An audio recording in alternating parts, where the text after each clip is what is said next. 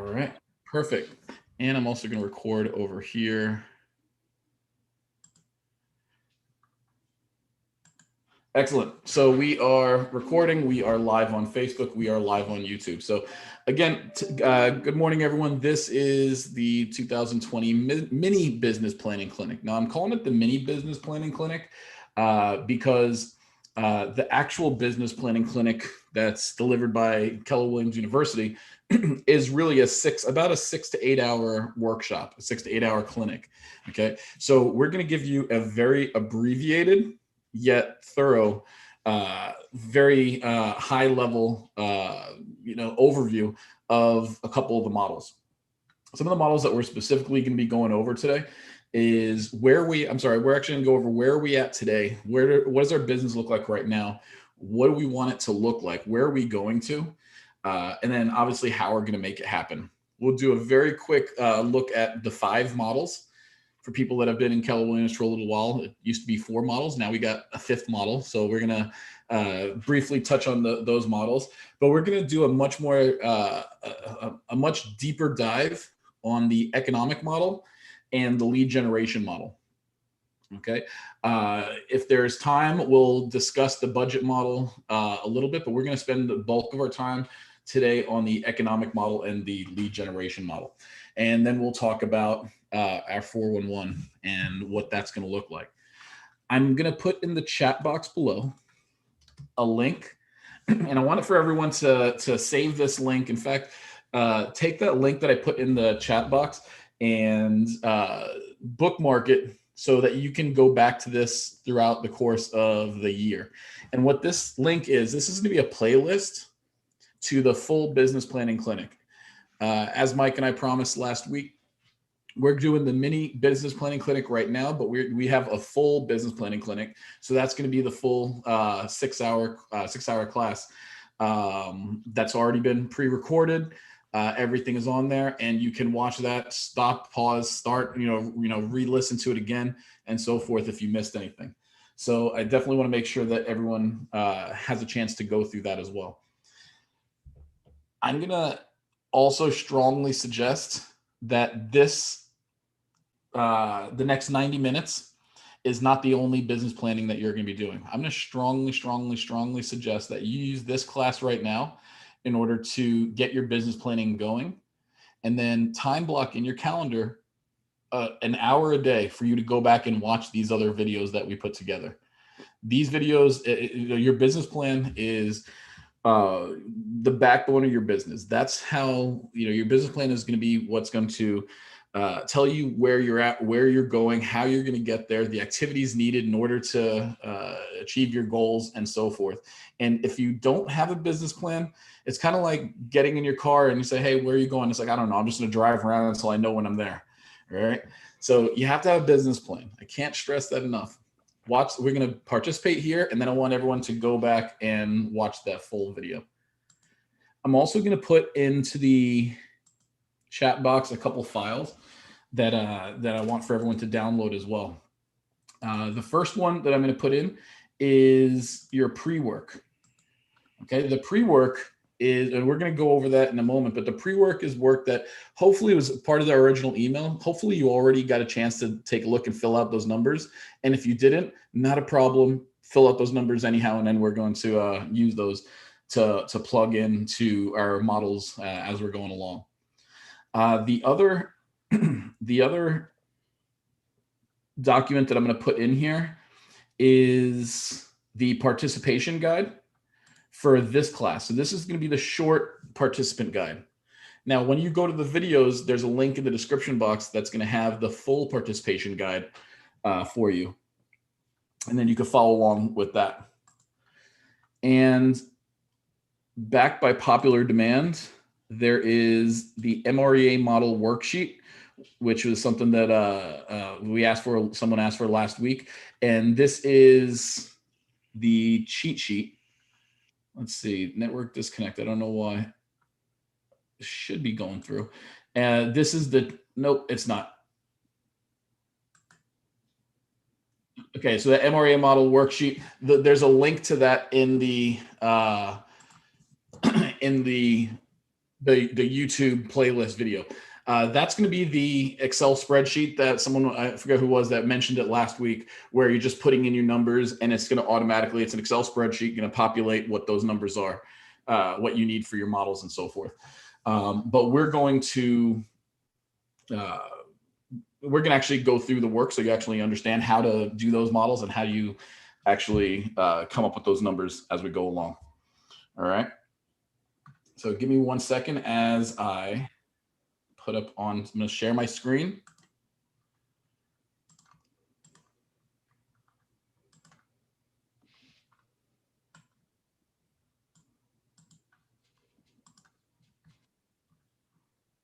All right. So can everyone see this right here? Yes. All right. Awesome. Give me 1 second. 1 second. All right. Perfect. So this is the pre-work that we originally started with today that I sent out a couple days ago. So when we're looking at a business plan, it's important to know where are we at right now. Okay. And one of the things I like to say is, professionals know their numbers. And if you don't know your numbers, I'm not saying doesn't mean you're not a professional. It just means that we found our first area that we need some improvement. We need to know our numbers. And what numbers specifically are we looking at? You want to know your conversion rates. You want to know your average commission. You want to know how much what your business expenses are each month. You want to know how many telephone calls you need to make in order to set an appointment. All right, those are your conversion rates. Now, if your numbers are zero, that's fine. That's not a problem. I'm not concerned if your numbers are zero. Okay, that just means that obviously we have work to do. All right.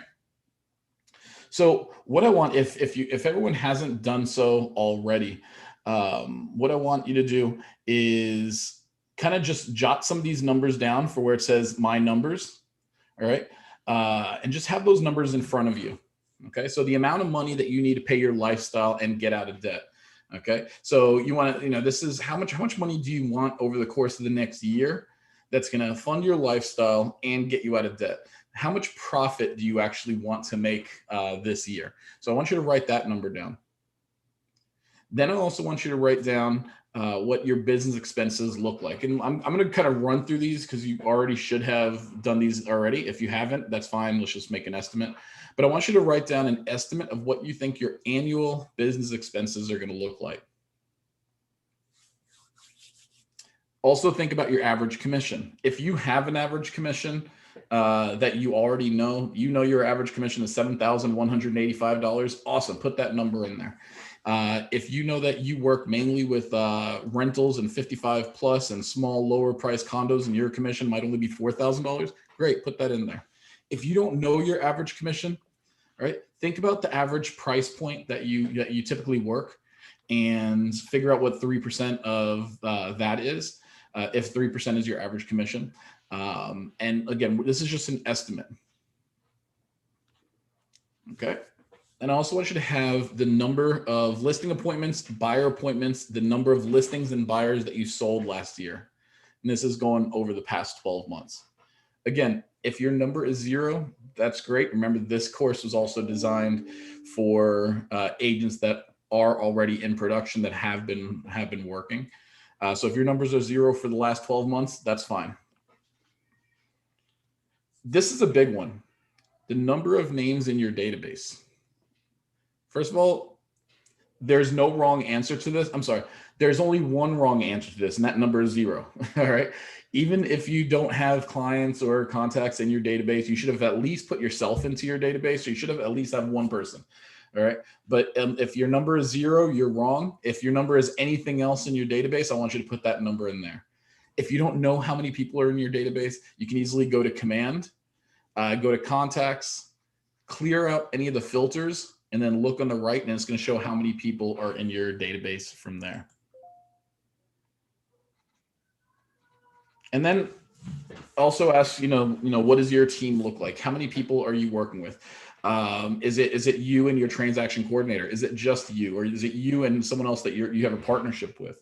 All right. So you're going to put some of those things those numbers down as well. But I want everyone to have these numbers with you. And if you don't have them, take the time to figure out those numbers, and we'll kind of pick it up from there.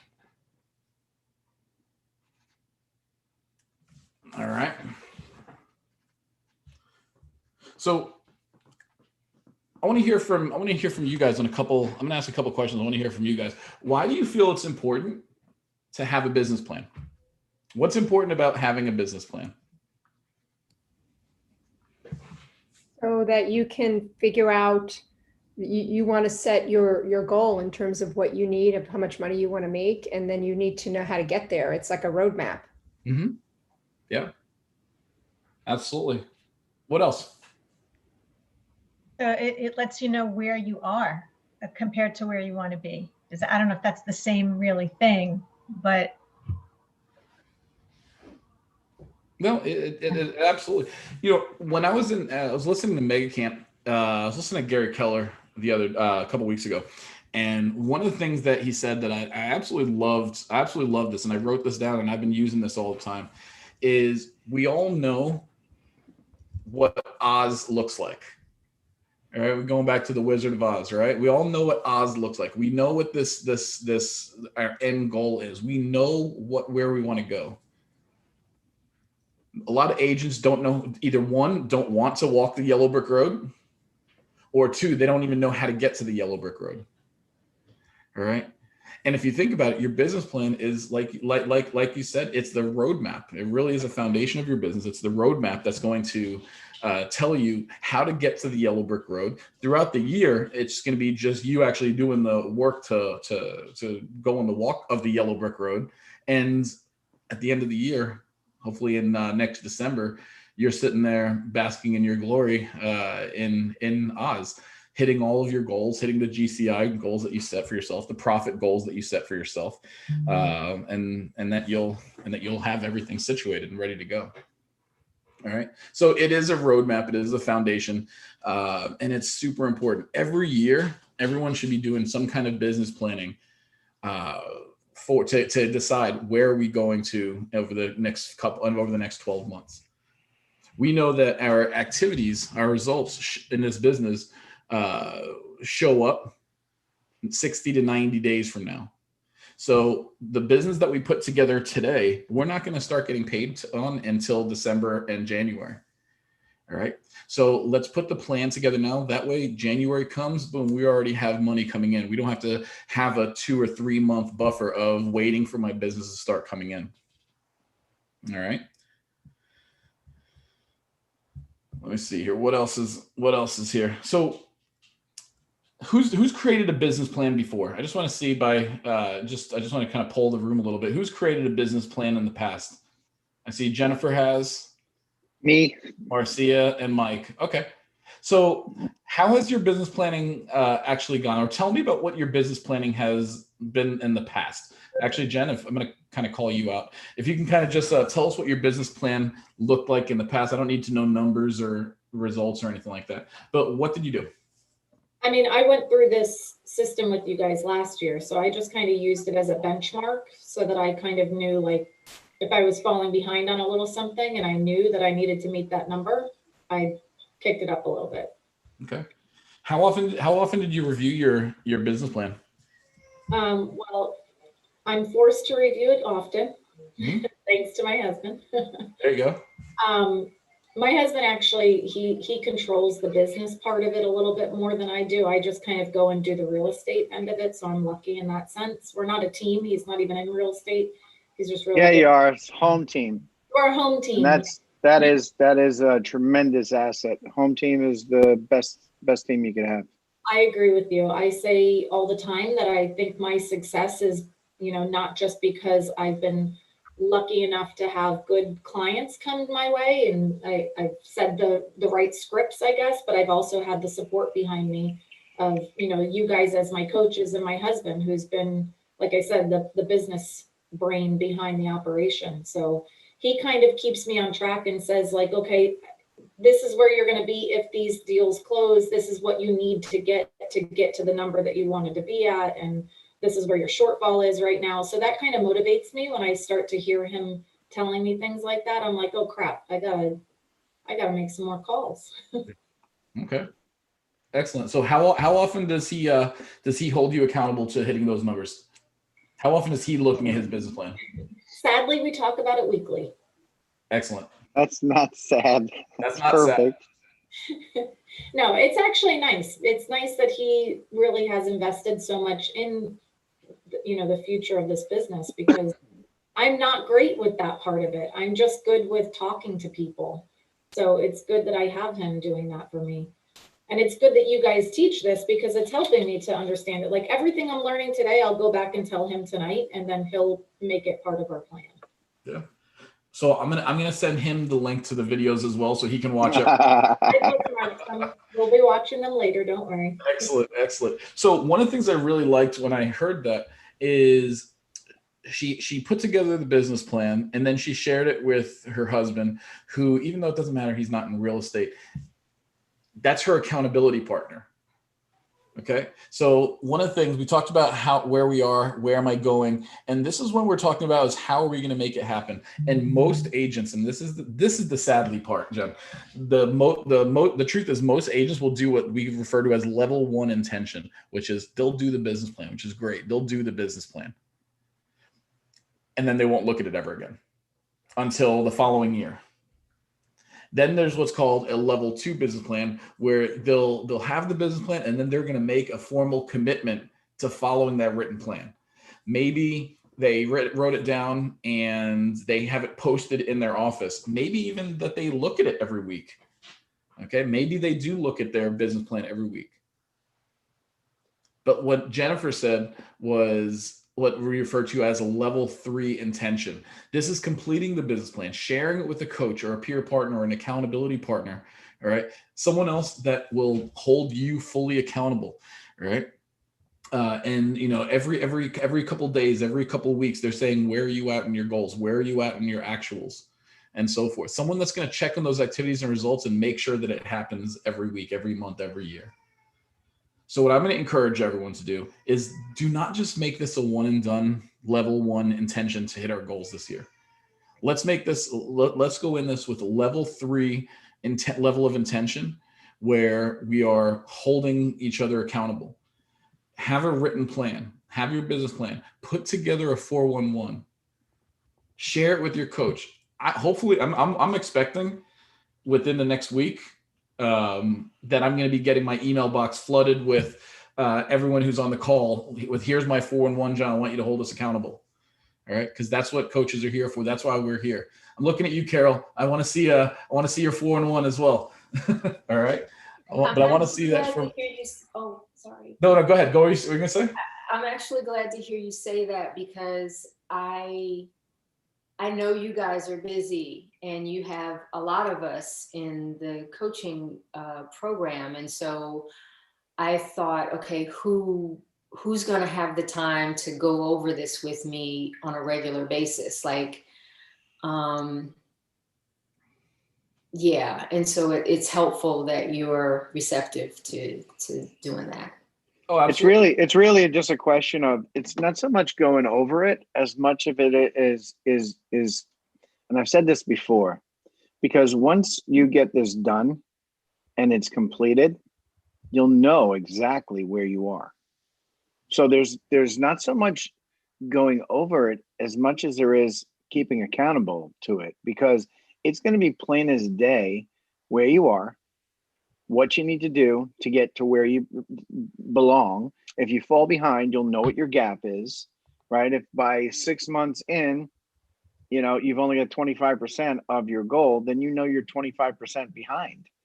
So this will be very easy to follow.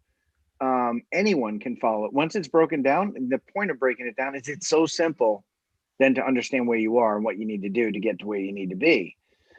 Here's the one place that everyone falls short on, and everyone, including myself, including John, and John is much more organized. So Jennifer says, so I'm Jennifer when it comes to these kind of things. I like to run and gun. I'm a cowboy, gunslinger, just go get something done, right? And the way that we keep this top of mind is keeping it in your face, because people will do this plan, put it in a folder and put it away. And that I've done. And sometimes I'm still guilty of it, but you need to keep it in your face. So I've said this before and I'll say it again. Every day, well, listen, every day you should. I'm not saying everybody's going to do it, but everybody get up, get a shower, right? And brush your teeth. And when you're doing that and getting ready, you're standing in front of your mirror. Cut it to minimize it, or leave it in the 8.5 by 11 and just stick that thing to your mirror. Every day, look at your goal. Where are you? Because you'll be guilty. You'll be guilty if you're behind looking at that thing, knowing that you made a pact to take away this time and do this for your family. And now every day you're looking at yourself falling short, or you can look at yourself and say, I'm on track. I'm doing the right thing, and feel good about yourself. And it will nag you if you're looking at it every day. Put it in front of you on your computer screen in your area that you're working. And the reason why I say put it on the mirror is because we don't always make it to our desk every day like we should, but we definitely make it to the mirror. So get it there, and that will push you to go to see it in front of your desk. Mike, can I just add something? Yeah. If I may.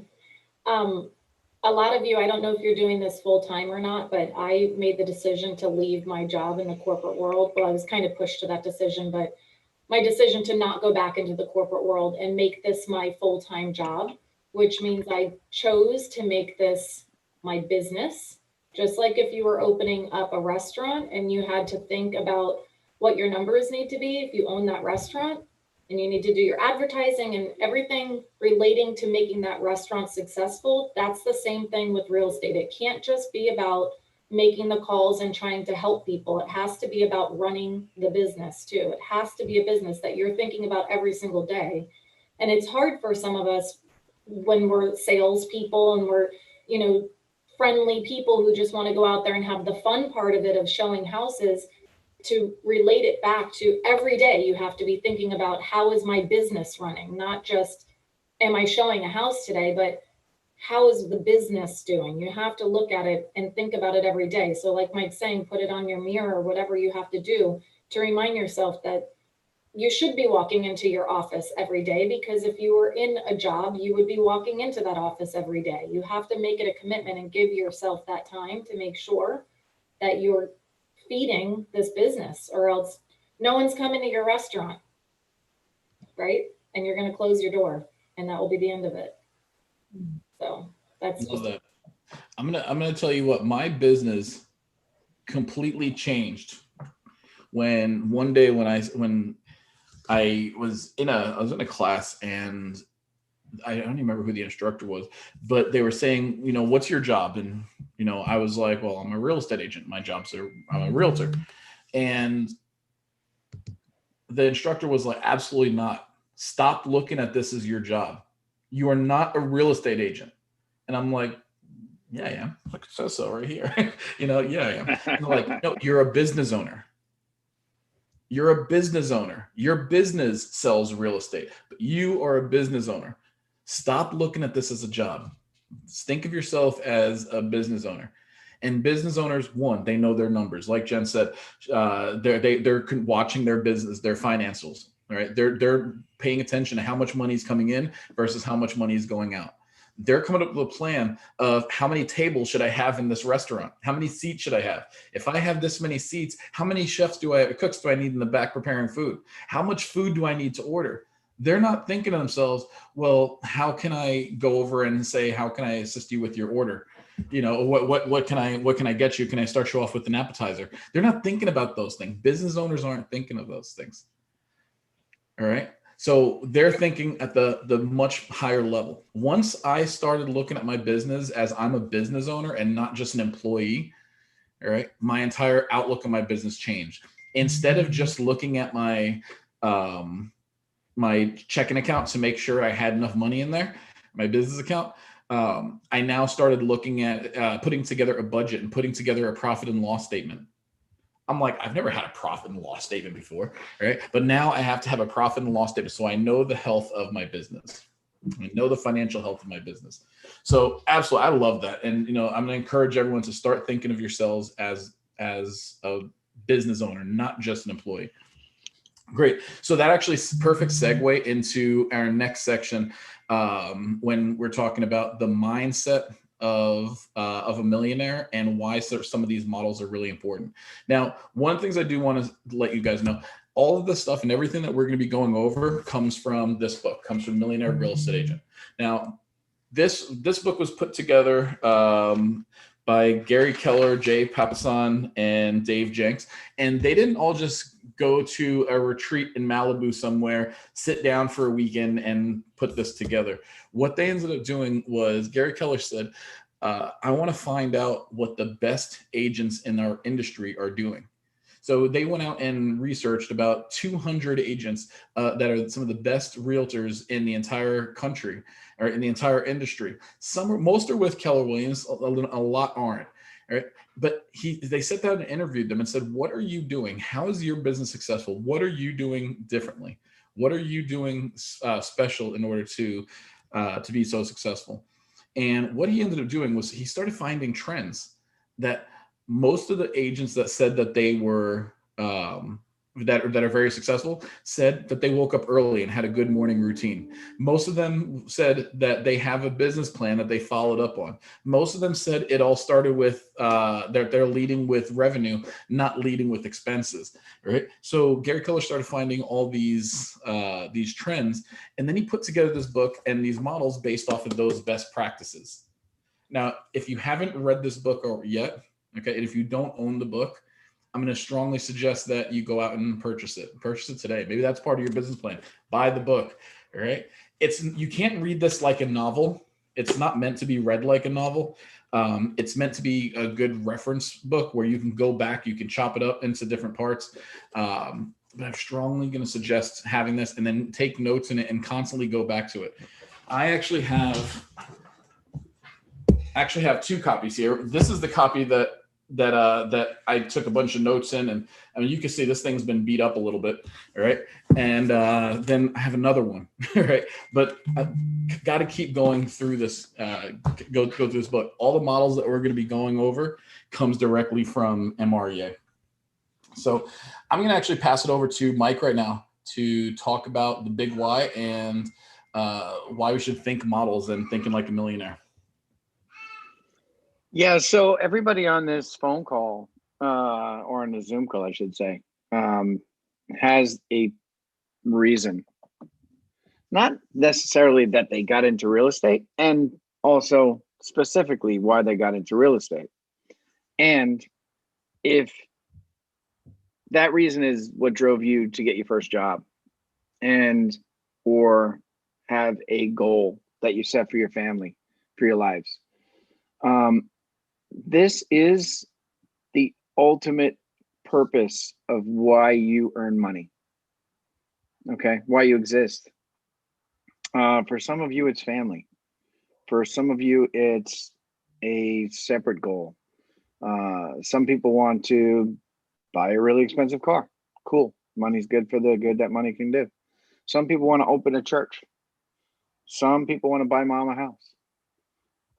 And I've got, one reason why I started off my big why was really about my kids, just because of the way I was brought up, certain things that happened in my life. Not knowing my dad because I was adopted, because my dad really didn't want to be part of my life. Never met the man. He's dead and gone. So you can be weird about it or you can do something about it. And I decided that I was going to be really involved in my kids' lives, and also to make sure that they had everything that they needed, because I didn't always. And so using that to focus on every time I was thinking about, why am I working? Why am I doing this? What is the purpose? Helped me to get to where I am today. And now that why is changing as my kids are getting older. They've kind of received those things from myself and my wife. They never wanted for anything that they deserved. They received, which was completely different from how I grew up. And I feel like you know, now one's going to be 17, the other one's turning 20. They have received those things. Now they still get support from us, but ultimately now my big why has changed. My big why is now I want to retire in 10 years. So now my big why is putting money in the bank, making investments that will power my life, and support my retirement how I want it. I want to travel. I want to stay at expensive places. I want to be able to, when my kids, you know, get married, to help them pay for their weddings, to help them put down payments on their houses. But it ultimately just still comes back to family for me. Without this big why, it's really hard to be super intentional and purposeful. Again, it's a target. It's something that powers you, that motivates you every day to do what you do, to get up in the morning and actually go out and do this. If you don't have this, it's so important. If you don't have this, you are literally a boat without a rudder. And if you imagine yourself in an ocean, and that's what we're in every day, of the ocean is differently, not so much where to go as more as what to do, and you have no rudder, you'll literally just go with the tides and drift around meaninglessly. So what is your rudder? What's your big why? And for some of you, you can immediately write it down. You know it, just, you got it. And for others, maybe it's not so clear. And so this is not it can be a super easy, you can just write it down on paper right now. And for others, it may take some time to kind of soul search and see what is this thing, and why is it so hard for me to come up with? Sometimes when we get complacent because we have some success, and then that big why is accomplished, and we didn't realize it, and we're still saying this is my big why, but ultimately you've already got it. You've already achieved that, and this needs to change. And you need to be mindful of the fact that you've kind of achieved that. Now what's next? Right? In Bold, we make a letter that we send to ourselves about accomplishments that we want to do over the year. Write ourselves a letter and tell ourselves about the things that we accomplished this year. And it's so cool to get that letter back. And I've received that letter back 4 times. And even on the last one, I accomplished 5 of those items. So now you can either go, okay, I've got 5 more to accomplish, 5 of the 10 that I put down. You can say I got 5 more to accomplish, or you can add 5. Obviously, adding 5 is a better choice. Add 5 because you want to constantly fuel this, because what happens when you achieve those 5? Now you're again rudderless. You have nothing to aim for. And if you have nothing to aim for, there's no reason to draw back your bow. There's no reason. So think about drawing back a bow. When you pull it back, you're creating energy. That's cool. Energy, Funny to do. right? And there's no reason to draw back a bow without a target. So then you have no energy. Right? So you need to have something to aim for, and that something that you aim for needs to be big. It needs to be a really big goal, so that even if you miss, like to say, aim for the moon, and if you miss, you'll still wind up in the stars. But aim for average and you'll get mediocre, for sure. So think about that. What's your big why? What's the plan? What's the purpose? What fuels you every day? And what creates your opportunity to have action? Why will you take action today? Really important. All right, so I'm not going to ask if everybody has it, because I know you don't. All right, so moving on. I saw John was switching the page and then he stopped. So yeah, sometimes I go a little ahead. But all right, so that's it. And then we're moving into the economic model, John. Or where am I going? Am I going to lead gen? Sorry, I was muted. Okay, yeah, just maybe just touch real quickly on these on the 5 models, and then we'll go into the economic model. Okay, so yeah, so economic model is simply that. It's right in front of you. You can read along with me. It's a formula that describes the relationship between a series of activities and the specific outcome that they produce. It shows where your money comes from, where it goes, and how much is left over for you. Right? So that's the focus, the net income you desire. So what's my net? So I want to make $250,000 a year. So new question. Is that 250,000 net, or is that 250,000 gross before expenses? Because that's a new conversation. Right? So ultimately knowing what you need to net. And that comes down to actually going through and sitting down and going through your bills. And the cool thing is, with COVID and everything that really has gone on, I don't think anybody who is really serious about their business or their life doesn't know really down to the penny what their bills are right now, because you should. With all of this, you should have actually gone through your bills and cut back. And I think we actually did that early on and went through that in this group. We haven't touched on it since the beginning of COVID, but you should know right where your bills are. And then say, okay, how much fund money do I want beyond my bills? And there's your number. Okay. Then we move on. We're going to move on to the lead gen model, and that's a plan for where your money comes from. Okay, from your lead generation activities.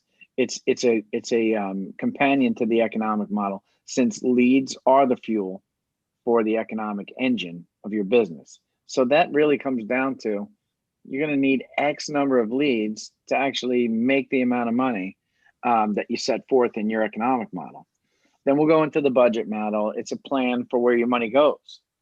Okay, between the time you receive it and how much you keep of it for yourself, the focus is minimizing your expenses to maximize your profit, right? The amount of money in a specific areas to support those efforts. So it's going to be, what you're spending on lead generation, how much you're actually spending on marketing your properties, marketing yourself, doing ads, and so on. And then we'll go into the organizational model, which is that plan for hiring help. Now, you could say, well, I can't hire help. Well, most of you are already. You're already hiring a transaction coordinator to help you, right? So you already are hiring an employee. Now, it's a part-time employee when you're doing a job. Some of you, well, you're approaching, like Jen, I know she's teaching kindergarten right now, but she should be thinking about that, because once you're hitting 24 deals, you should be looking at an assistant, because that assistant's get you another 12 deals. And yes, you're going to spend some money for that person. However, you're going to get some of your life back when you hire that person. Okay. So as your business grows, you need some other people to help you grow your business. And however many people you need to hire is really a direct impact of how much business you have. And then we'll go on. Well, I don't think we're going to cover that right now. We won't be covering that. But the expansion model is, once you've got a team that's actually getting very predictable results, and it's running in such a way that it takes less of your time, and it's actually being very successful, at that point, you may say, you know what? I'd like to install another team just like this, using these systems, tools, and models that we've developed to make us very successful. And I want to do that. You know what? Someday I might like to retire to North Carolina. So I actually want to build this model out in North Carolina and find some really talented people to go ahead and grow an expansion model in North Carolina. We won't be covering that this time. However, it's going to be addressed in following training to come. Yep. Excellent, Mike. Thank you so much. That's awesome. And this is, like I said, this is just going to be an overview of some of these, and it may look like we're skipping around. We're just, for the purpose of this class and for brevity, we're just going over some of the key points. So what we're going to do right now is actually skip over to the economic model. All right. The economic model is, what's that, page 10 of your book. And I'm actually going to switch over to a PowerPoint over here. Give me 1 second.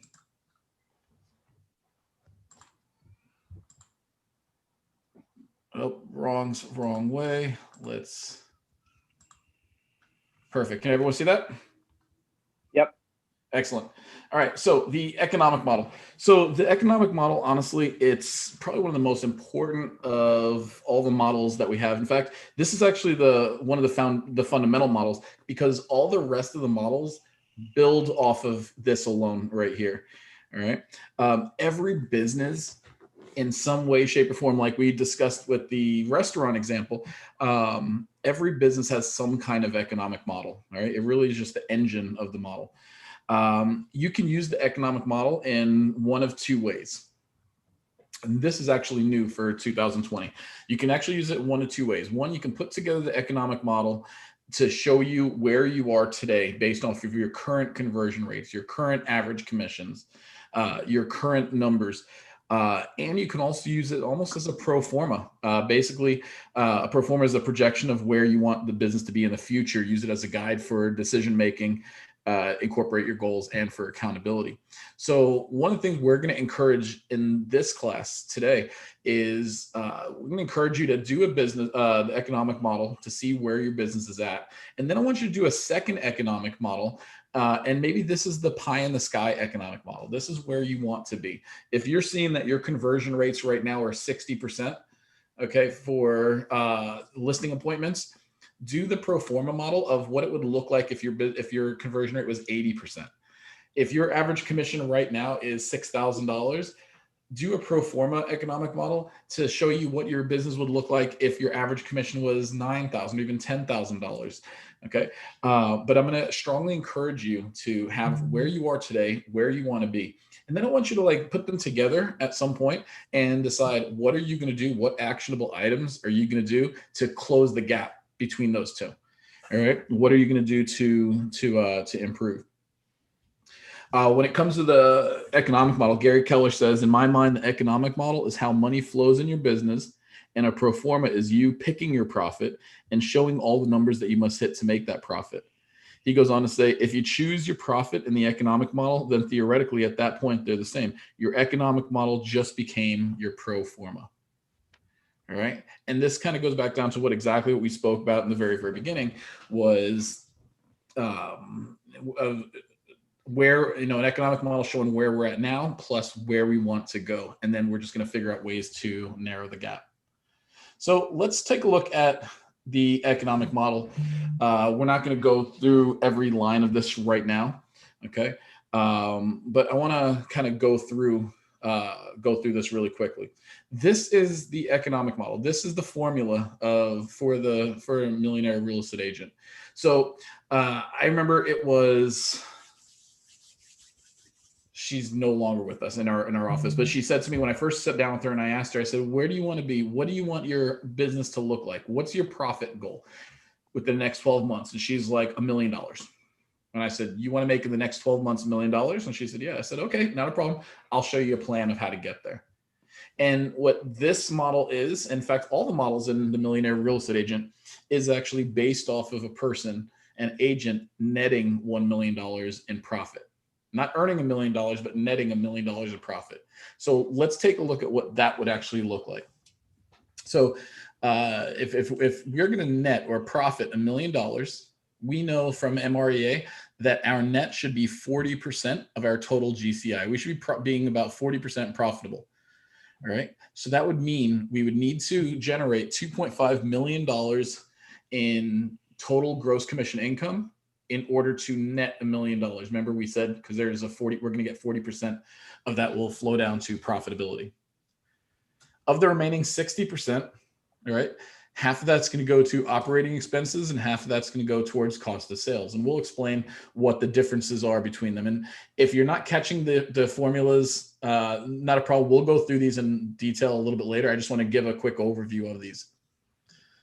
The Millionaire Real Estate Agent looks at what the average commission is. Now, granted, some of them might be $4,000, some of them might be $15,000 or $30,000. That's fine. But for, by and large, the average real estate commission that was used when they were, based off of last year is $7,150.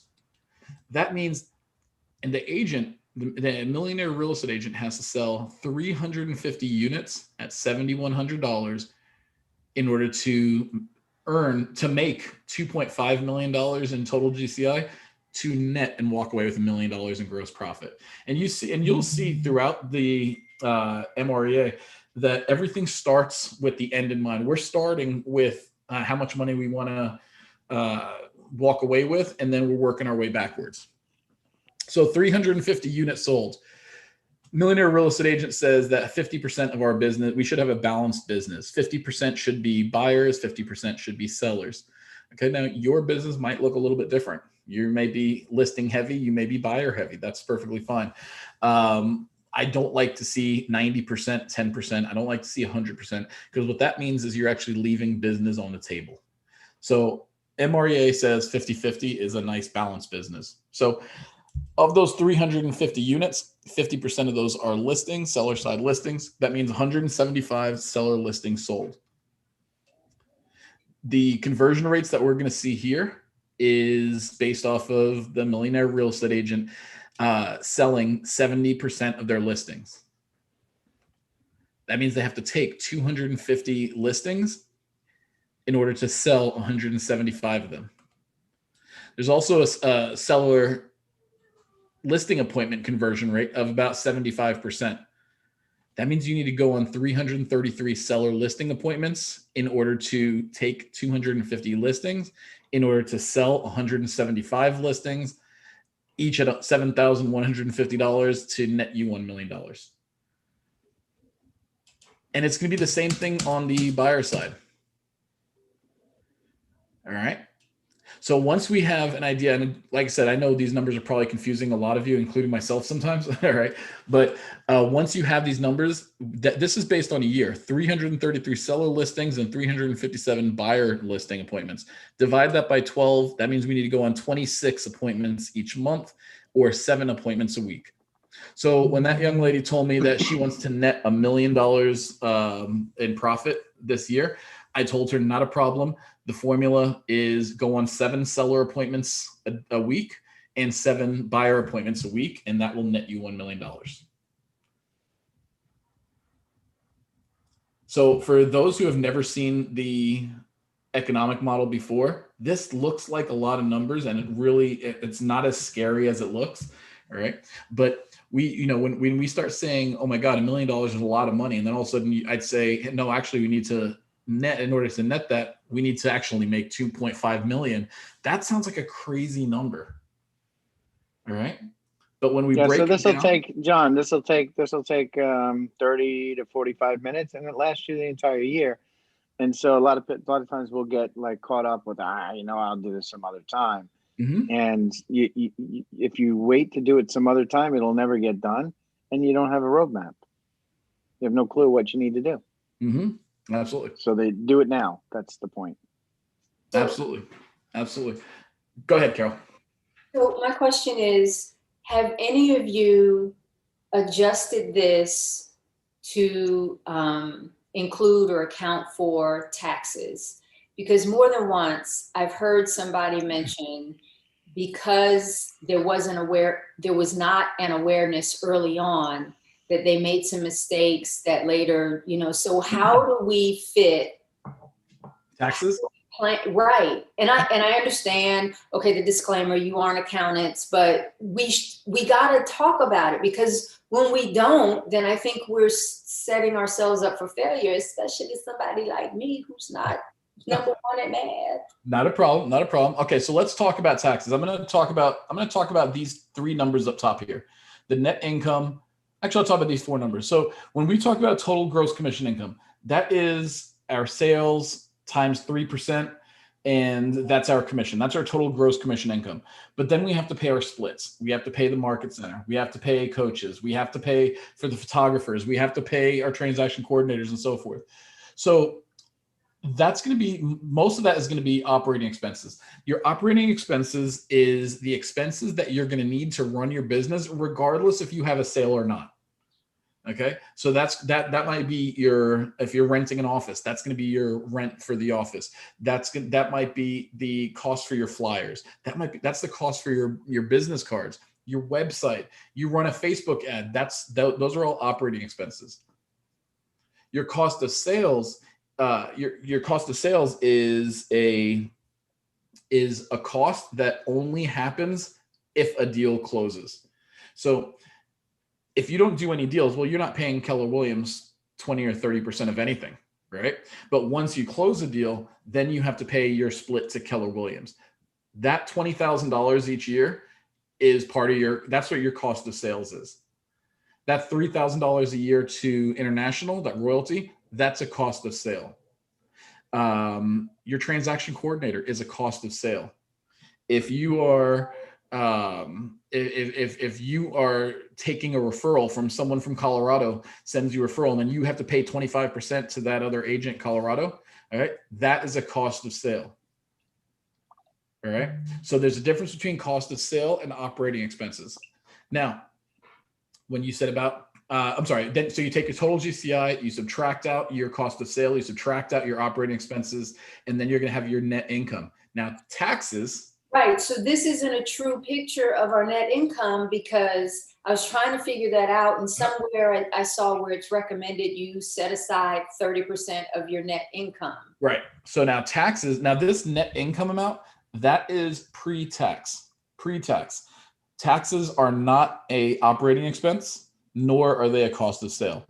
Okay, so this is pre-tax. So it's again, I encourage everyone to have an accountant or speak to an accountant of what's the best way to do this for your business. What I do is I'm a corporation. I'm incorporated, so I actually pay myself a salary. The DiMartino Group pays John DiMartino a salary. Okay, and when they pay me a salary, I have to pay taxes on that. So I'm paying income tax and I have that withheld, but then the DiMartino Group, they have to pay taxes also. So I'm withholding taxes so that at the end of the year, I already have tax money that's already being withheld through my payroll company. So that way, when I do my taxes and they say, John, you owe $5,000, boom, not a problem. I've already accounted for it. Here's that $5,000. Okay. All these numbers are accounting pre-tax.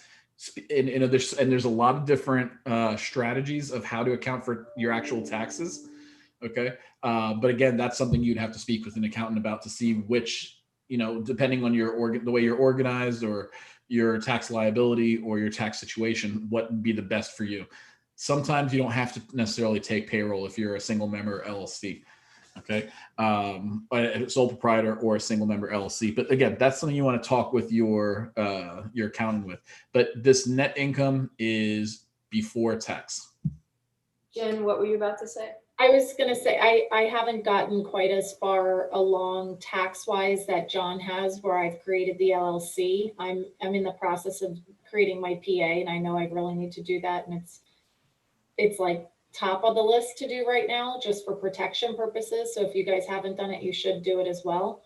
But what I do is I take 30% off of every commission check.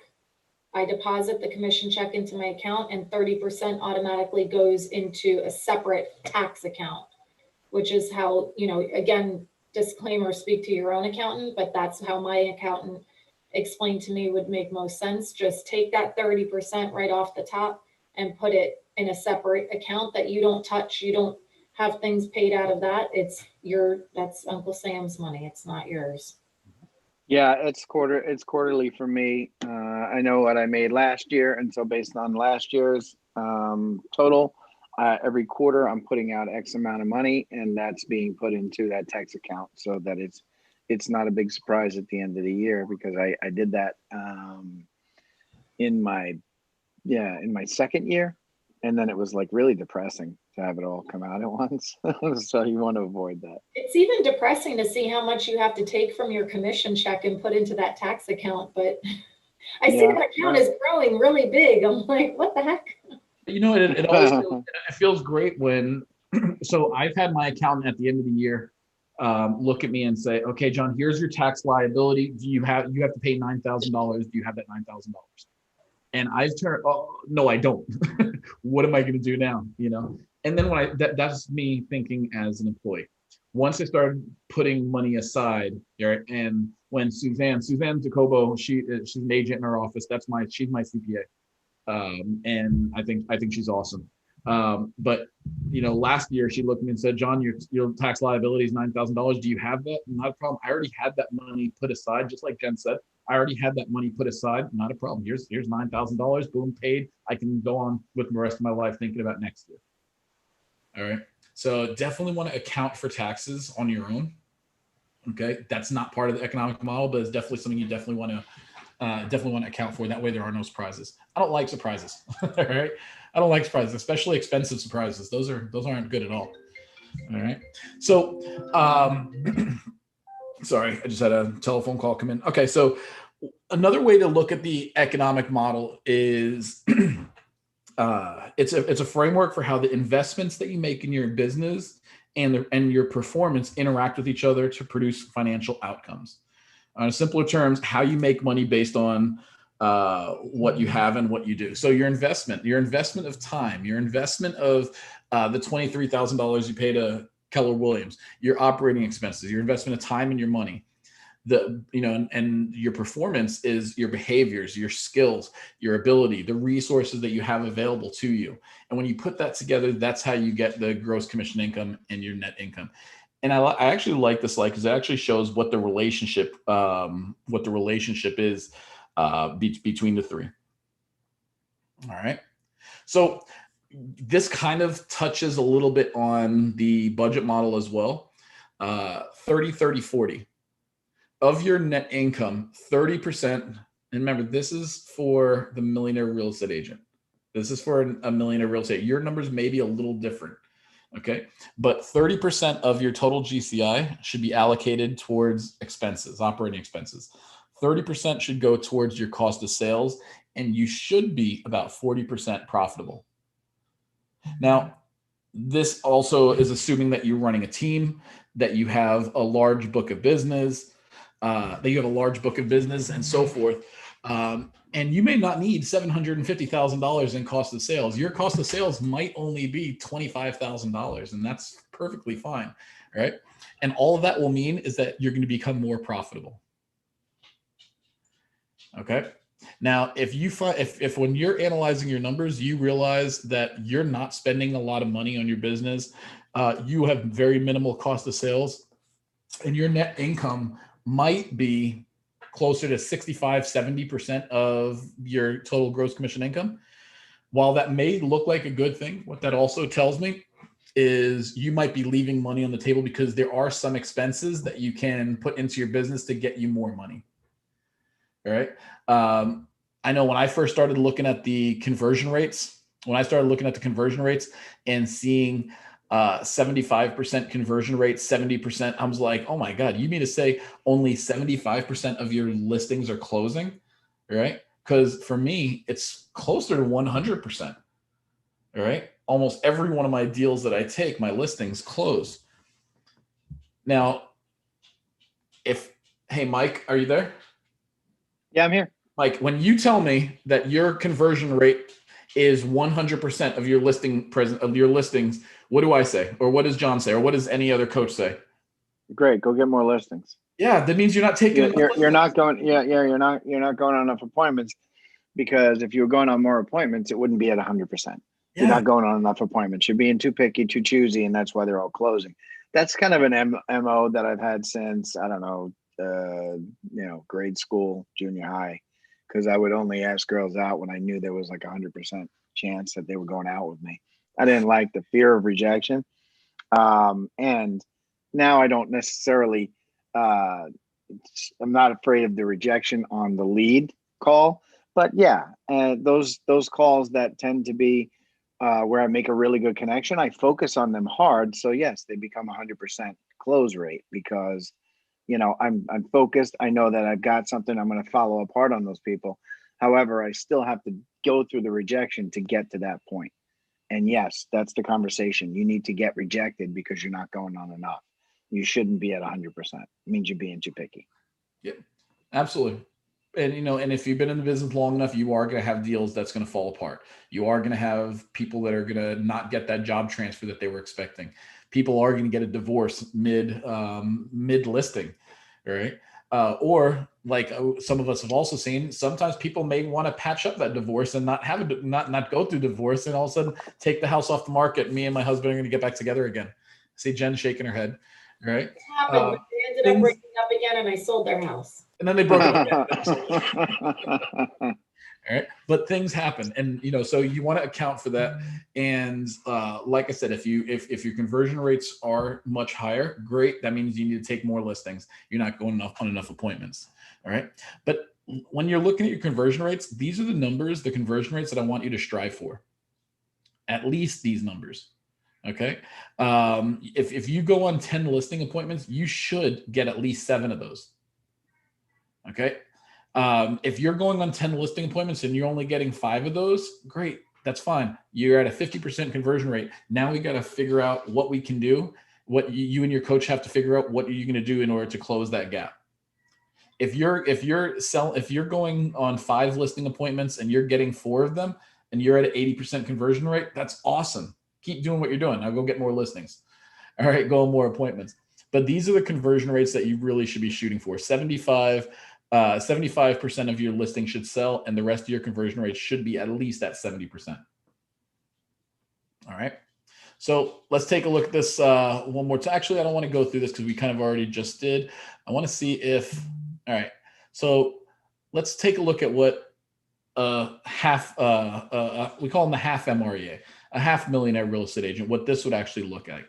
If this person wanted to net $500,000, the percentages are still the same. 40%, 30 to cost of sales, 30 to operating expenses. That means they need to sell 1.25 in GCI in order to net $500,000 pre-tax. Okay. Just different number here for average commission. And this says that they only have to do 182 units sold. Now, this particular model, this person is, and this is just an example, this particular person is doing 40% sell side, 60% buy side. And you'll see that their conversion rates is a little bit higher. They're at 80% conversion rates of their listing presentations. This means this person knows their listing presentation in and out, which is great. They need to go on 130 listing appointments. Whereas on the buy side, remember, they're doing 60% buyers, 240 buyer appointments. And you can see right here, this person is at a 65% sold conversion. Their buyers are going to convert at 65% of the time. They have some work that they need to do over there. Maybe that work might be pre-qualifying them a little bit better, right? Or trying to only work with A buyers instead of A buyers and B buyers. At the end of the day, we're going back down to saying 20 a month over here, 11 a month over here. And it shows that we only need to go on 5 buyer appointments each week and 3 seller appointments each week in order to net $500,000. And I want you to pay attention to those numbers at the bottom. 8 appointments a week will get you $500,000. So I want to hear from you guys. When you're looking at this slide right here, specifically the 8 appointments a week, okay, what's going through your head? What are you guys thinking? 8 appointments a week sounds like more than I could handle. Does it really? Yeah. Okay. All right. What else? Well, obviously, if your average commission rate is higher, it could be less appointments per week too. Yep. Depending on where you're farming and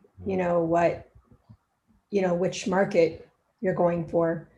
But that is average. So you can have $1 million home and you can have a 300,000, it all depends. And it's strategizing really in my mind. Okay. All right. What else? What else is going through our heads here?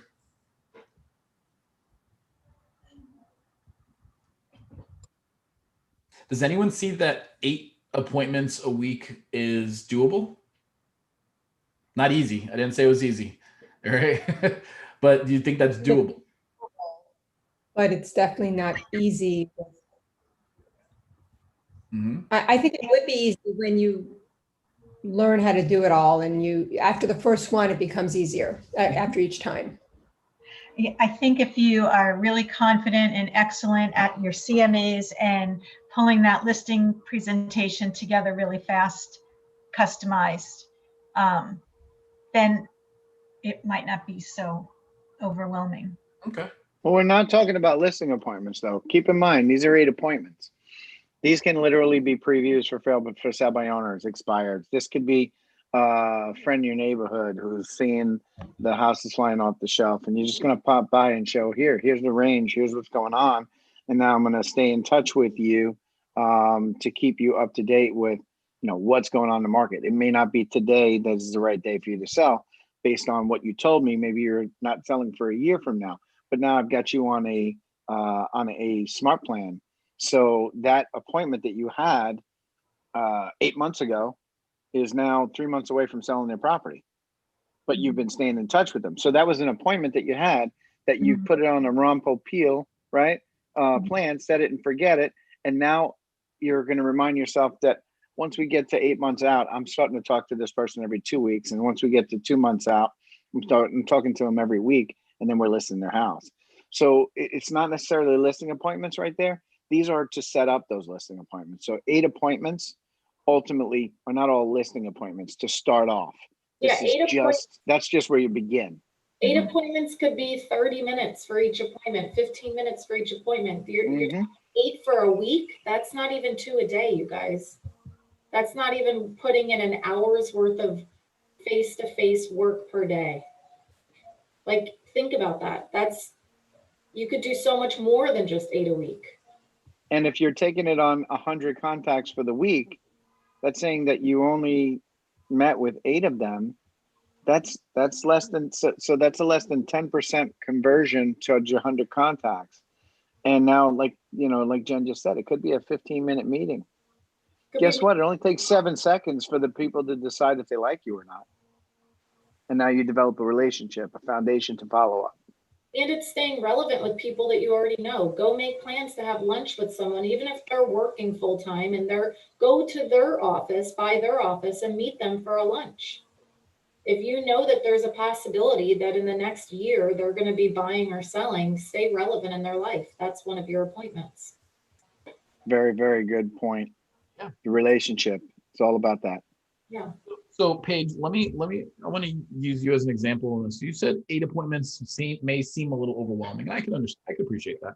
And I'm not downplaying anything anyone said, because every one of those comments so far, including 8, it may seem a little overwhelming, is valid points, and I absolutely thought it was great feedback as well. What if you were to do half of that? I didn't mean to downplay it, Paige. I'm sorry. Right, no, No, right. don't be sorry at all. Yeah. But what if you were to go on half of that page? 4. Is 4 buyer or sounds- seller appointments? Is that doable? Yes, it's doable. And I have So to would tell you be you, sad? it's great. What? Would you be sad if you only made 250,000 because you only went on 4 appointments? Would you be sad? No, would not. I would. So be it comes encouraged. back. It comes back to aim for the stars or aim for the moon and you hit the stars.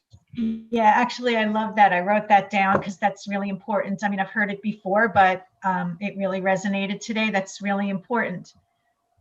Yeah, and not hold back to just what I think I can handle. Yeah. I know if you stick with that, well, do what you've always done. You get what you always got. Right. So John Dietz said something to me one day when we were still able to be in the office, and it's stuck with me ever since, and I think about it probably daily. If the work you put in today showed up in 3 months, would you be okay with that? So if you did nothing today, you didn't have anything in 3 months, are you okay with having nothing in 3 months? Mhm. So I just think about that all the time. Like, what you do today is not going to show up today. It's going to show up in 3 months. So you have to be actively doing it every day, even though it's hard. Trust me, I get it. It's hard to navigate making those appointments, especially now with you can't go to restaurants as easy as you could before. And even if you were to go, even if you were to do half of those, and that great point, Jen. And even if you were to go on half those appointments, $250,000 in profit. All right, and profit is still a really good. Now, the reason I'm belaboring this right now is because when I pull up $1 million and someone's like, "Oh my God, that's so much money." Okay, that's a lot of money. Absolutely, 100% agree. And that model is assuming that you're running a team that has buyer agents, listing specialists, marketing agents, and so forth. As we start shrinking down, all right, it starts to sound less scary. $500,000 is scary as hell, but when you're like, "Oh my God, that's only 8 appointments. I could do that," right? All of a sudden, that becomes pretty doable. Shrink it down, cut it in half again. 4 appointments can net you $250,000. There's no reason why any of us should be making less than $250,000. Kill yourself for 9 months. Do those 8 appointments for 9 months. Kill yourself, and then take 3 months off to recuperate. Yep. There's just so much, there's so much benefits, and a lot of the times we become our own worst enemy. And that's one of the things I like about this business planning clinic, because it kind of resets your mindset. We become our own worst enemy, thinking these numbers are way too high. These numbers are unattainable. In the MREA, they actually refer to them as myth understandings. All right. Myth understandings. We say to ourselves, this won't work for me. This won't work in my market. All right. This only works for people that have large teams. All right. And the truth is, this can work for every single one of us all the time. All right. So now what we're going to do is let's actually work through some numbers, and I want you to take notes, and we're going to put together your own economic model here. All right. So in that top line, in that top line, I want you to write that net income goal that you want to make. Now you can go back to your pre-work that you did from the very beginning, and you can put in that number that you need to sustain your lifestyle and pay off your bills. Okay. The reason why we're saying pay off your bills also in here is because nobody wants to carry debt. And Susie Orman, I love Susie Orman. She says, one of the things she says is, you can't save money if you owe money. So let's just pay off all our debt. Let's just get rid of that. So put in your debt plus the amount that you need to fund your lifestyle. We're going to put that number in that net income goal in that line.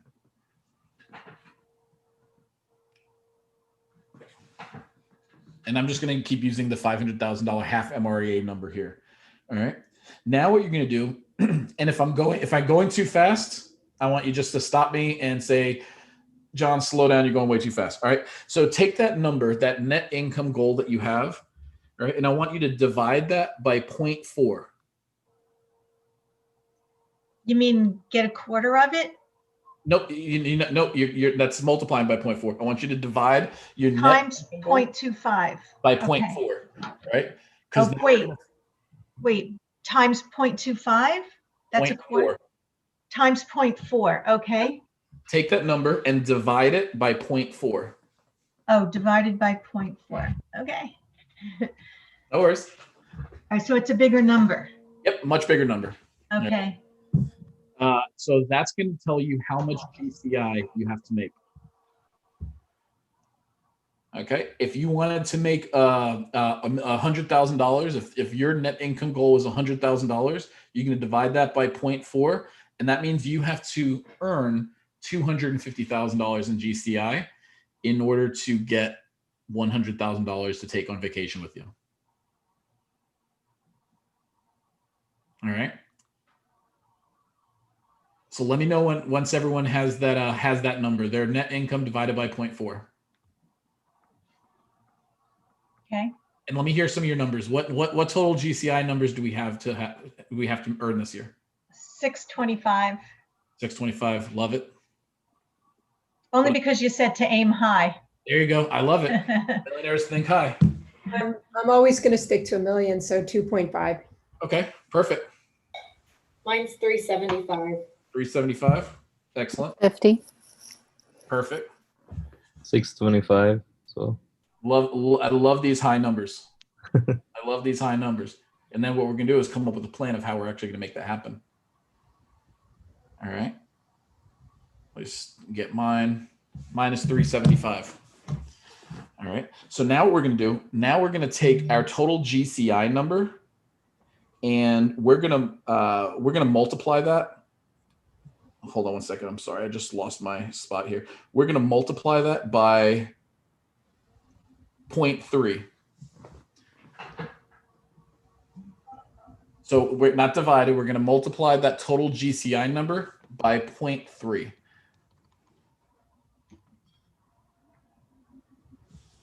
And that's what's going to tell us what our operating expenses is. And you're going to take that same number and put that in your cost of sale number.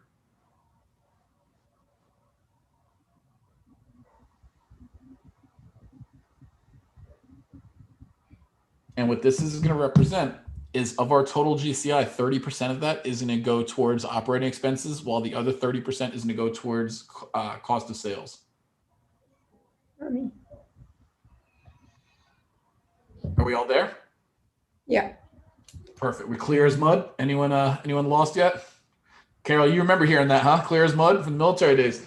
Absolutely. All right, cool. All right, so perfect. So now the next thing is those are our base numbers. We're gonna constantly look at have those numbers in our forefront. All right. So now what I want you to do is write in your average commission amount. If you don't have an average commission, write in the commission of the price point that you're choosing to work in. If you're working, in Coral Springs, the average sales price is about $300,000 to $350,000. That's a $10,500 commission. Okay, if you're only selling, if you're selling $250,000 homes on average, 3% of that is $7,500. But write in your average commission on this line. Okay, wait, I already got lost. I thought that the GCI times 0.3 is our total operating expenses and cost of sales, which is which? Yep, you're gonna put that 0.3, that 30% in both of those lines. Okay. Yep. Okay. In both those lines. Okay. All right. So now we're gonna put down our average commission amount on the next line, and we're gonna divide our total GCI divided by our average commission amount. Wow, that's only 116 sales.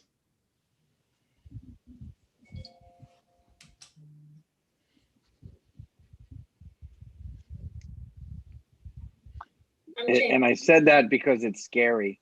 I'm And changing if my your goals need to scare you. Yep. As Jen just says, she's changing her goals. Yeah, that's basically one a week, almost 48. Yeah. And think about your big why. Is your big why, and if you were to do one a week like that, how easy would it be to fund your big why? Yeah, it would be amazing. Yeah, because you don't have It any would more really be debt. You amazing. just paid that off, and you get to fund the lifestyle that you want to live, and you get to go on vacation where you want, with who you want to go with, or you just want to go by yourself because you're tired of being in quarantine with people.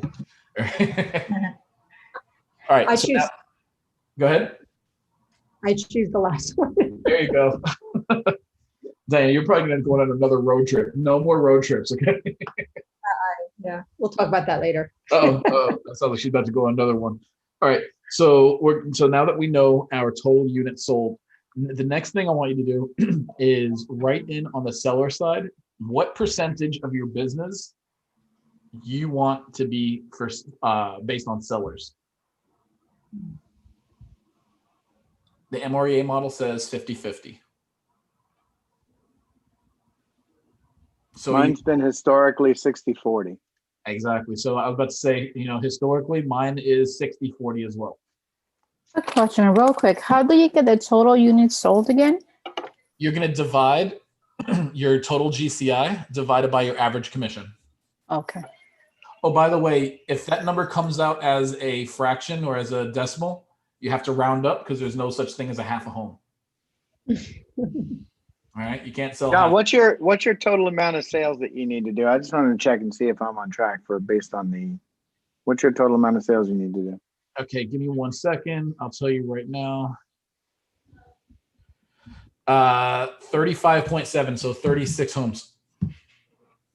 And that was based on your GCI your total GCI being 375.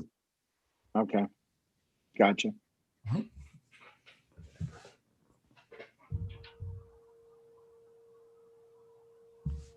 So we're going to have our percentage, and we're going to divide, our percentage of seller listings, and we're going to take our total units sold. We're going to multiply that by 0.4 or whatever. You're going to multiply that by the percentage of your seller listing sold percentage. And that's going to give you your total seller listing sold number. John, did you and Mike say that y'all do 60% on the sell side, 40% on the buy side? Correct. Okay. Mm-hmm.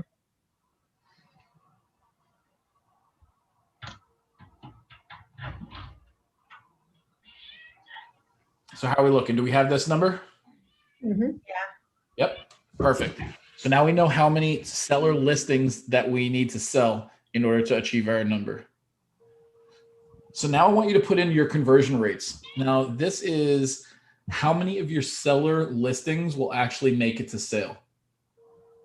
How many listings do you need to take in order to sell those? It might be 100, and that just means you're not taking enough. Remember, MREA says 70%. Okay, but we're going to divide that total, the total listing sold number, divide by that percentage of conversion rate to tell us how many seller listings that we need to take.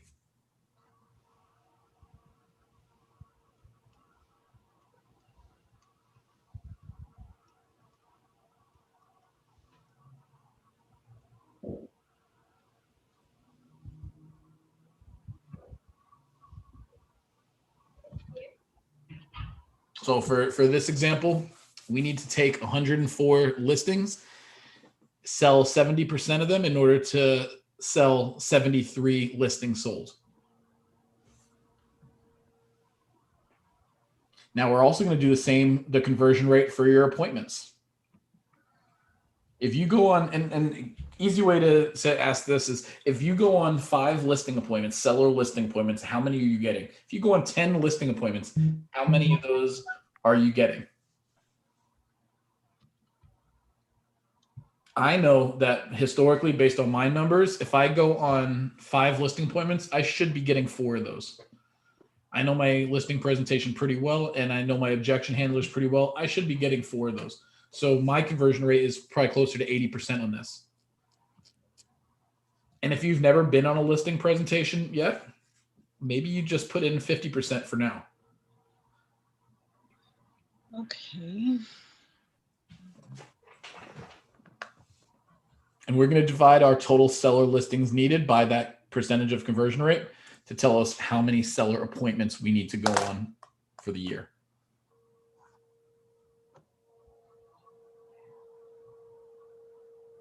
You know what? I just keep thinking, I don't know if it's a drunk monkey or if it's really realistic, but I think that if I took all of these listings, even if I had a TC, I feel like I really wouldn't be in control and things could fall through the cracks and I wouldn't be delivering excellent service. Okay. What's your number? How many seller listings do you need to take? 39. You need to take 39 seller listing appointments. Right. If 75% of them sell, then I need 39 listings. So And 29 will sell. that might sound like a lot, and that's only 3-4 a month. You can manage 4 listings at a time. Okay. And you also said something. You said if I was to use a TC. Yeah. You always have to use a TC. All right. Right. Oh, yes. I learned that the hard way. I just kind of forgot because I actually had 2 sales recently in the last month or so.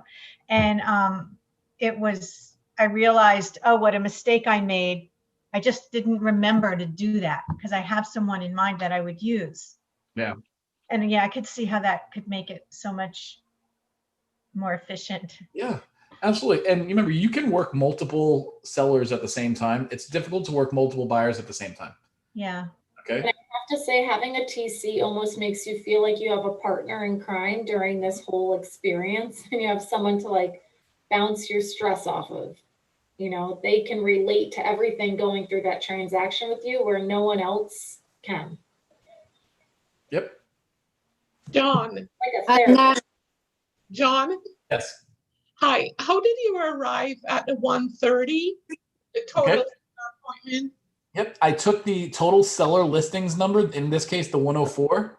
Mm-hmm. And I divided that by 80%.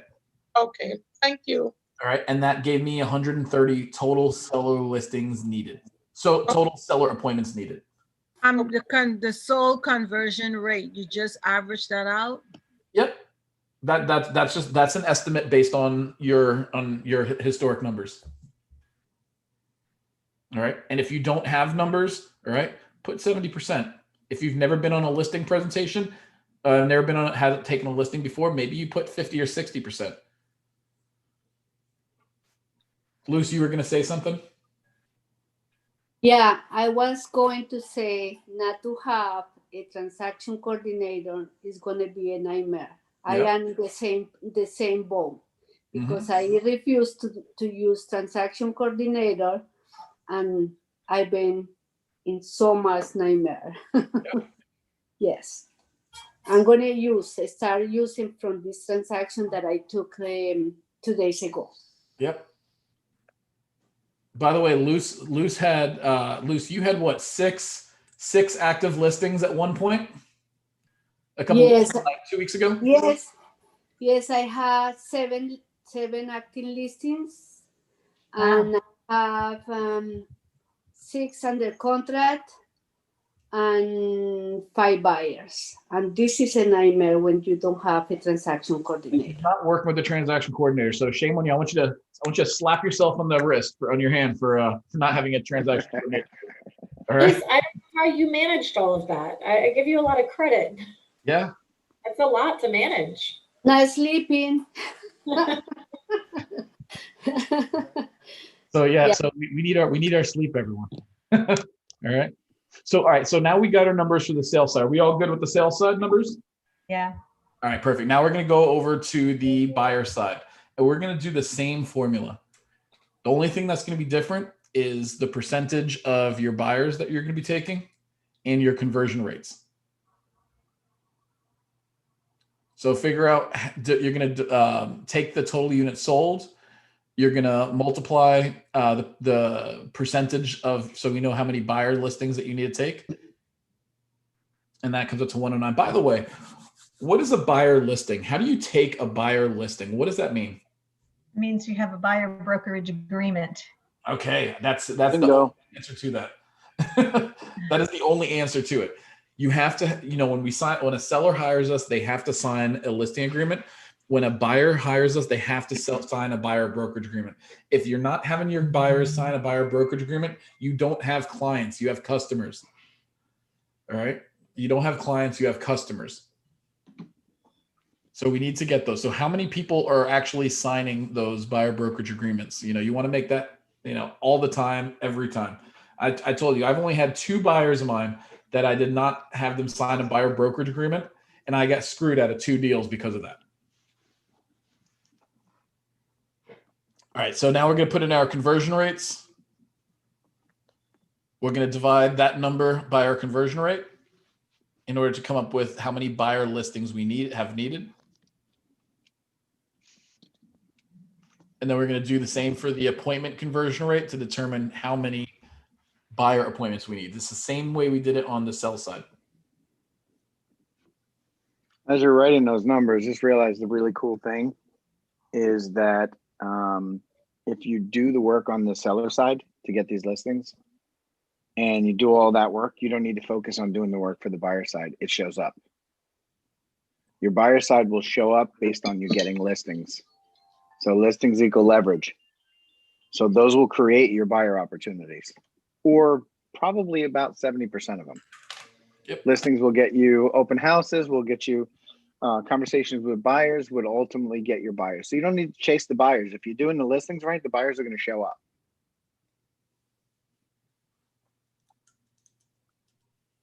Let me know once we're here, we have our total appointments needed for buyer and seller. Hey, Mike, let's do the lead generation model next week. Yeah, this was too much to get both of them in. I agree. This is a lot, because I want to make sure that everyone actually gets this. A lot of times, people will just kind of run through the model without taking the time to put the numbers in, and then everyone's lost. On that note, the spreadsheet, the link you sent, obviously it makes it very easy. And I just want to confirm that in order for that spreadsheet to work, you have to either have Excel in a Windows PC or numbers in Apple. But can you use Google Sheets with this? Will this work, or export into Google Sheets? It should, as long as the formulas export over. I mean, the worksheet is in Excel format, so it should work. And I just want to say you can have Windows applications on an Apple device as well. Mhm. I have Excel on my MacBook. Mm-hmm. Yeah. Yeah, it's just that the numbers program comes free with the Apple. I'm lost on the buy side. I mean, it's okay. I'm not hung up on that. But just so you know, I don't know how to write the numbers in for the buy side. Okay, not a I problem. somehow came up with the units, but that's it. Okay, not a problem. Let's go through it then. Okay, so you have the total units that you need, right? Yeah. Okay, so when you meet with a buyer, when you're working with a buyer, how many of those buyers are actually going to make it to a closing table? What? Well, I'm going to take a step back. How many buyers are going to sign a buyer brokerage agreement? And I feel like I'm at like a 20% conversion rate. Okay, not a problem, but we're not on that one yet. Remember, we're on. If you have, let's say you have 10 buyers that signed your buyer brokerage agreement, how many of those 10 buyers are actually going to make it to closing? Well, I mean, I've been working with buyers on a smaller scale. I haven't had 10. I've had, I guess, 50-50. 50-50. Okay, so let's put that number in there, 50% for your percentage sold conversion rate. Okay. And I just want to point out what you said, Paige. I feel like that conversion rate is 20%. Is that the number you used? Yeah. Yeah, and so by doing this, it really points out where we need to work. Right? It points out what you need to work on, because if it's only 20%, we're talking about scripts. It's not about you getting the appointments. It's really about you getting the scripts down and how to make people work with you on your buyer presentation. Yeah. Your buyer broker agreement, having them sign it. So as we identify these areas that we need to improve upon, once we get through there, then we can work on that, and we can actually take sort of a poll to figure out where people are weak in these conversion rates. And then as a group, we can go over how to make everybody stronger in those areas. Yep. So this process of what we're doing now, we can work it into the weeks to come after we get through the models. Then we can work on where we're falling short or we have some room for improvement. In our next sessions, continually work on this so that we improve those conversion rates. All right, so absolutely. So you put 50% in that top conversion rate, and so you're going to divide the total units sold that you need for buy on the buy side. You can divide that by that percentage to find out how many buyer listings that you need. Paige, let me know when you got that number. Okay, wait. Say that sentence again. Okay, actually, let's use your numbers. How many total buyers listings sold do you need? 15. 15. Okay, and we're going to divide that by, you said 50%, right? Yeah. Okay, so that means we need to take 30 buyer listings needed, right? Uh-huh. Because if we have 30 and we're selling half of those, then that's going to give us our 15 sold. Okay. Okay. Now we're going to put in our percentage of how many buyers that you meet with are going to sign that buyer brokerage agreement. 20. Okay. Okay. So we're going to say 20%. And there's nothing wrong with having a low number as long as you know that is the area that you have to improve on. Okay. Because that needs to be closer to 70%. But we'll say, so we're going to take that 30 and we're going to divide that by 20. By 20. Oh, 30 agreements. Yeah. Okay. And that's going to mean we need to go on 150 buyer appointments.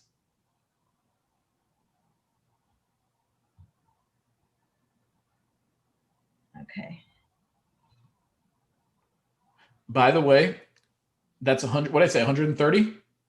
150, I thought you said. Okay. If you were to be at 70%, that means you would only need to go on 42%, 42 appointments. Uh-huh. So you see the difference is when you have a higher conversion rate, there's less appointments you would need to go on. Yeah. All right. So now you have how many appointments that you need to go on throughout the year. Now I want everyone to take those two bottom numbers and divide them by 12. So divide this 130 by 12 to find out how many seller appointments you need to go on each month.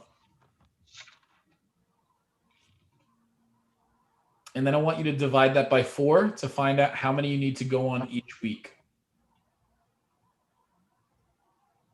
And then you're going to do the same thing for the buy side. Once you have those numbers, let me know how many appointments you need to go on each week on the buy and sell side.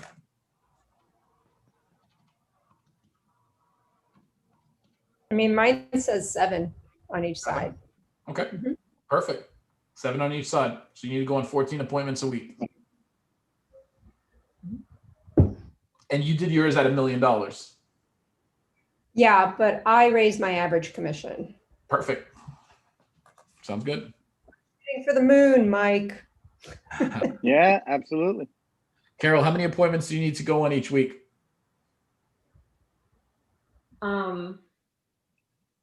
4 sell, 3 buy.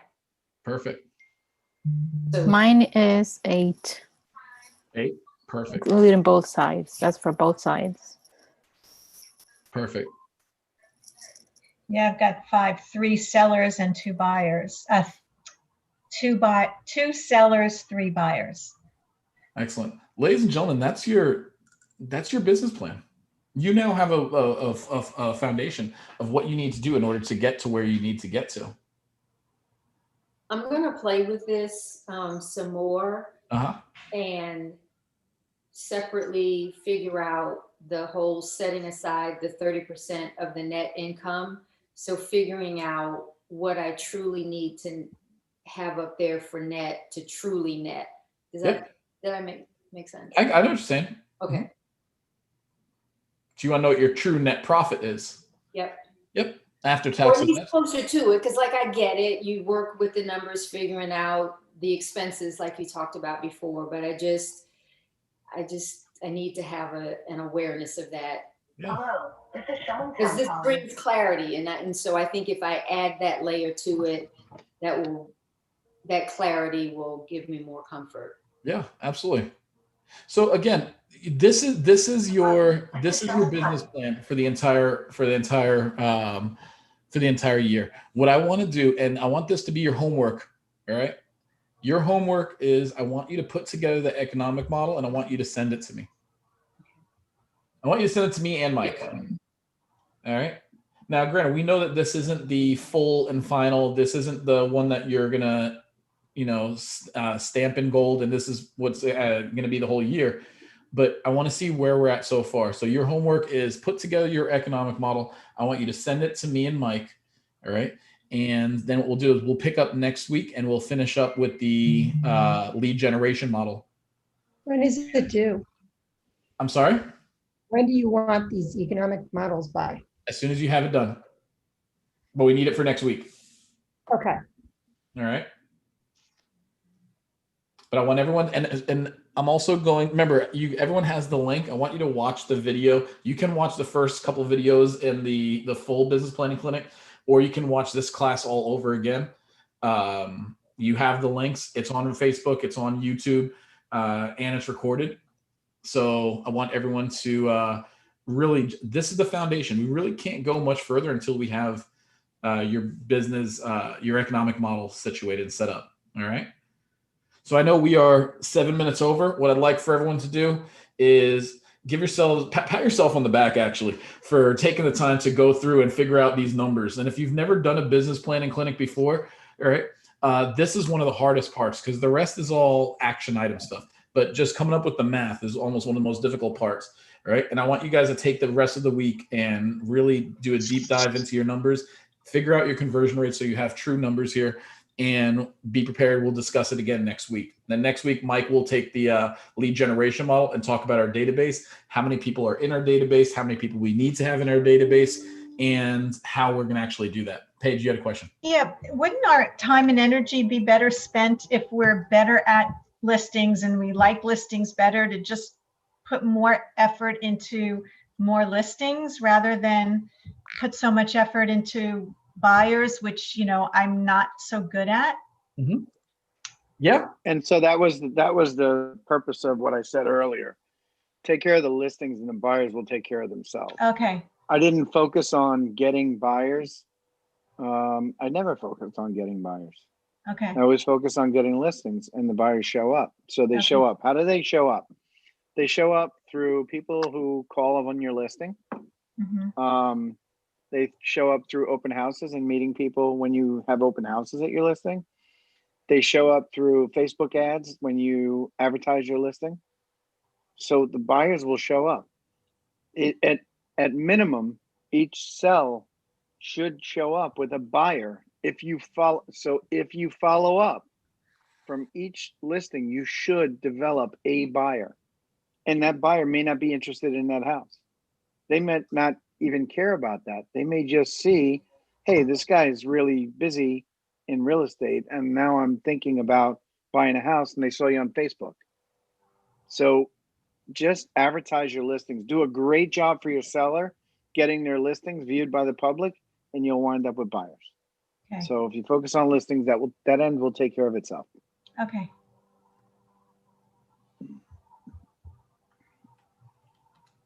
Yep. Excellent. Excellent. Guys, thank you very much. Go check out those videos again when you get a chance. I'm going to send out the link to all those videos again to everyone. But yeah, do your homework and looking forward to seeing everyone's economic model within the next couple of days. Thank you. Thanks. Guys, thank you All right, guys. very much. Go get Jen, we're after so it. glad to see you here. Thank you. Thank you. Thank you. Good to see you, Bye. Jen. Bye, you too. Guys, pick up the phone and talk to people.